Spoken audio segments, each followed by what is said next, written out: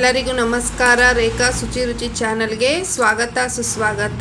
ಈ ದಿನ ನಾನು ನಿಮಗೆ ಸೌತೆಕಾಯಿ ಸಲಾದಿನ ಸೌತೆಕಾಯಿ ಪಚಡಿ ಮಾಡೋದು ಹೇಗೆ ಅಂತ ಹೇಳಿ ಹೇಳ್ಕೊಡ್ತಾ ಇದ್ದೀನಿ. 2 ಸೌತೆಕಾಯಿನ ತಗೊಂಡಿದ್ದೀನಿ. ಈ ರೀತಿಯಲ್ಲಿ ಸಿಪ್ಪೆಯನ್ನು ನೀವು ತಕ್ಕೋಬೇಕು.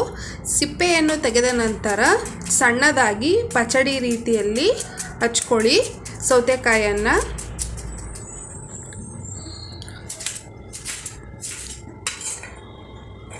ನಂತರ ಒಂದು ಪಾತ್ರೆಯನ್ನು ತಗೊಂಡು ಅದಕ್ಕೆ ಹಚ್ಚಿರುವ ಸೌತೆಕಾಯಿ ಪಚಡಿಯನ್ನು ಹಾಕೋತಾ ಇದ್ದೀನಿ.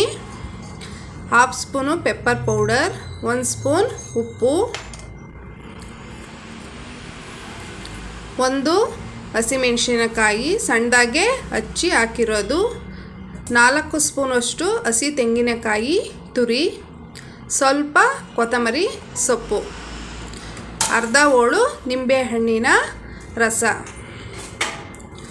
ಒಗ್ಗರಣೆಯನ್ನು ಹಾಕ್ಕೊಂಡಿದ್ದೀನಿ. ಸ್ವಲ್ಪ ಸಾಸಿವೆ ಕರಿಬೇವಿನ ಸೊಪ್ಪನ್ನು ಹಾಕಿ ಆ ಒಗ್ಗರಣೆ ಪಾತ್ರೆಗೆ ಸ್ವಲ್ಪ ಅದನ್ನೆಲ್ಲನೂ ಪಚಡಿನ ಹಾಕಿ ಮಿಕ್ಸ್ ಮಾಡಿ ತುಂಬಾ ಚೆನ್ನಾಗಿರುತ್ತೆ ಟೇಸ್ಟು. ಹಾಗೆ ಇದು ವೆಯ್ಟ್ ಲಾಸ್ ರೆಸಿಪಿನೂ ಸಹ ಹೌದು, ಹಾಗೆ ಟೇಸ್ಟಿಯಾಗಿರುತ್ತೆ.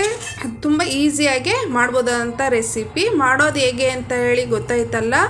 ನಮ್ಮ ಚಾನಲ್ ಆದಂತಹ ರೇಖಾ ಶುಚಿ ರುಚಿ ಚಾನಲ್ನಲ್ಲಿ ಹೇಗಿದೆ ಟೇಸ್ಟ್ ಅಂತೇಳಿ ಕಮೆಂಟ್ ಮಾಡಿ ತಿಳಿಸಿ. ಸಬ್ಸ್ಕ್ರೈಬ್, ಲೈಕ್, ಶೇರ್ ಮಾಡಿ. Thank you.